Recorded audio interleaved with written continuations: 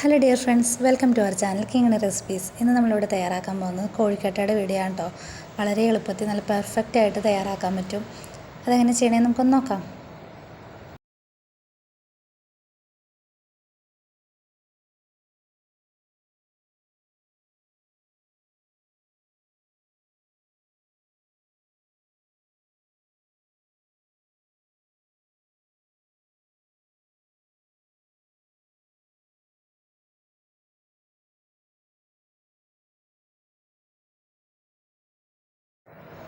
അതിനായിട്ട് നമുക്ക് തേങ്ങയും ശർക്കരയും കൂടി ഒന്ന് ഉരുക്കിയെടുക്കാം കേട്ടോ. അതിനായിട്ട് ഞാനൊരു 1/4 കിലോൻ്റെ അടുത്ത് ശർക്കര എടുത്തിട്ടുണ്ട്. ഇനി അതിൻ്റെ അകത്തേക്ക് ഒരു അല്പം വെള്ളവും കൂടി ചേർത്ത് ഇതുപോലെ നന്നായിട്ട് നമുക്കൊന്ന് ഉരുക്കിയെടുക്കാം ശർക്കര.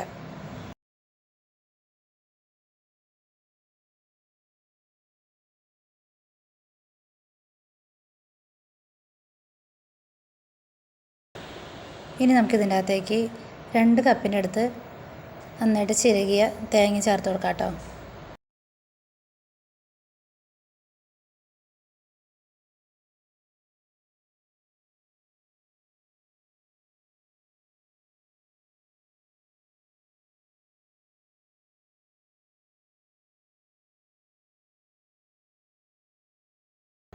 എന്നിട്ട് നന്നായിട്ട് നമുക്ക് ഈ ശർക്കരയും തേങ്ങയും കൂടി ഒന്ന് മിക്സാക്കി കൊടുക്കാം.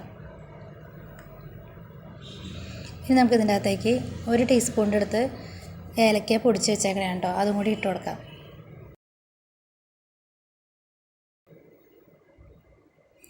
ഇനി നമ്മൾ ഇതിൻ്റെ അകത്തേക്ക് ചേർത്ത് കൊടുക്കുന്നത് ഒരു ടീസ്പൂണിൻ്റെ അടുത്ത് നെയ്യാണ് കേട്ടോ. ഈ നെയ്യും കൂടി ചേർത്ത് കഴിയുമ്പോൾ കുറച്ചും കൂടി ടേസ്റ്റ് കൂടുതലായിരിക്കും. ഇനി നന്നായിട്ടൊന്ന് ഇതുപോലെ മിക്സ് ചെയ്തെടുക്കാം.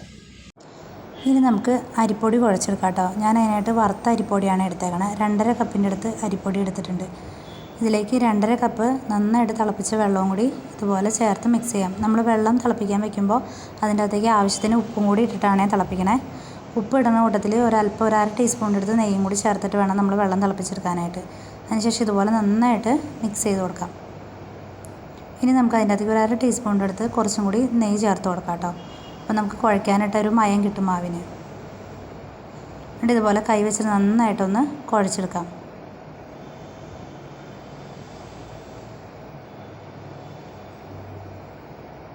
നമ്മൾ ആദ്യം തിളച്ച വെള്ളം ഒഴിക്കുന്ന സമയത്ത് കൈ വെച്ച് കുഴക്കരുത് കേട്ടോ. അത് പതുക്കനെ സ്പൂൺ വെച്ച് കുഴച്ചതിന് ശേഷം അതിൻ്റെ ചൂടൊന്ന് ആറിയതിന് ശേഷം വേണം ഇതുപോലെ കൈ വെച്ച് കുഴച്ചെടുക്കാനായിട്ട്. ഇനി നമുക്കിതിൻ്റെ അകത്തുനിന്ന് ചെറിയ ചെറിയ ബോളുകളായിട്ട് ഇതുപോലെ പിടിച്ചെടുക്കാം.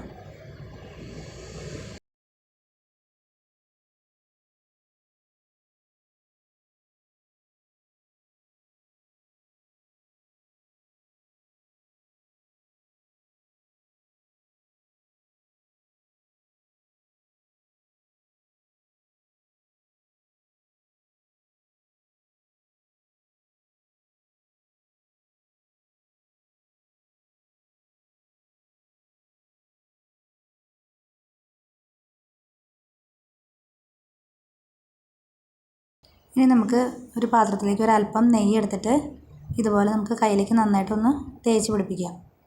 അതിനുശേഷം ഓരോ ബോളും ഇതുപോലെ കയ്യിലെടുത്തിട്ട് ഇതുപോലെ ഒന്ന് പരത്തി കൊടുക്കാം. ഇനി നമുക്ക് ഇതിൻ്റെ അകത്തേക്ക് നമ്മൾ നേരത്തെ റെഡിയാക്കി വെച്ചേക്കണ തേങ്ങ വെച്ച് കൊടുക്കണം കേട്ടോ. അതിനു വേണ്ടിയാണ് ഇതുപോലെ ഇപ്പോൾ പരത്തിയെടുക്കണേ.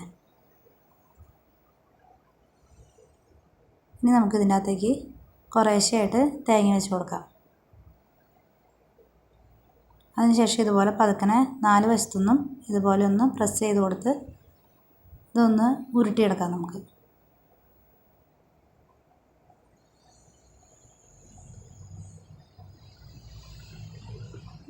കയ്യിലിങ്ങനെ പതുക്കനെ നെയ്യ് തടവിയിട്ട് ചെയ്യുമ്പോൾ നന്നായിട്ട് നല്ല മയത്തിൽ നമ്മുടെ ബോൾ ശരിയായി വരും.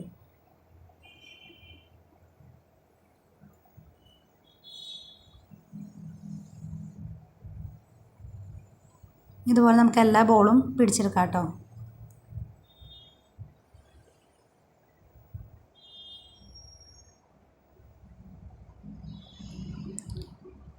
ഇനി നമുക്ക് ഇത് വേവിച്ച് വെക്കാനുള്ള അപ്പച്ചെമ്പ് അടുപ്പത്തേക്ക് വെക്കാം കേട്ടോ. എന്നിട്ട് അപ്പച്ചെമ്പിൽ വെള്ളം തിളപ്പിക്കാൻ വെക്കുക. അതിനുശേഷം അപ്പച്ചെമ്പിൻ്റെ ഇതുപോലെയുള്ള കണ്ണിയുള്ള പാത്രത്തിലേക്ക് നമ്മൾ ഉരുട്ടി വെച്ചേക്കണ ഓരോ കോഴിക്കട്ടയും ഇതുപോലെ നിരത്തി വയ്ക്കുക. നമ്മളത് നിരത്തി വെക്കുന്നതിന് മുമ്പ് തന്നെ ഈ പാത്രത്തിൽ കുറച്ച് നെയ്യോ എണ്ണയോ എന്തെങ്കിലും തടവി കൊടുക്കാം കേട്ടോ. അപ്പോൾ നമുക്ക് പാത്രത്തിൽ നിന്ന് വേഗം വിട്ട് കിട്ടാനായിട്ട് എളുപ്പമായിരിക്കും.